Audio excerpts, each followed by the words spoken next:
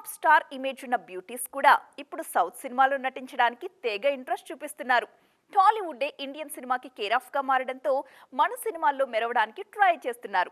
అయితే నార్త్ లో glamour image ఉన్న బ్యూటీస్ కూడా సౌత్ సినిమాలో పర్ఫామ్ చేయడానికి పర్ఫార్మెన్స్ ఓరియంటెడ్ రోల్సే ప్రిఫర్ చేస్తున్నారు.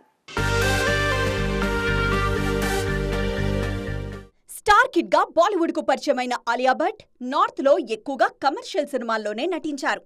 1-2 ప్రయోగాలు చేసినా మెయిన్ గా గ్లామర్ క్వీన్ అనే ఇమేజే ఉంది. కానీ సౌత్ ఎంట్రీ విషయంలో మాత్రం డిఫరెంట్ గా ట్రై చేశారు ఈ బ్యూటీ. అప్పటి వరకు తాను చేయని వింటేజ్ విలేజ్ గర్ల్ క్యారెక్టర్ ను ట్రై చేశారు. త్వరలో సౌత్ ఎంట్రీకి రెడీ అవుతున్న జాన్వీ కపూర్ కూడా ఆలియానే ఫాలో అవుతున్నారు.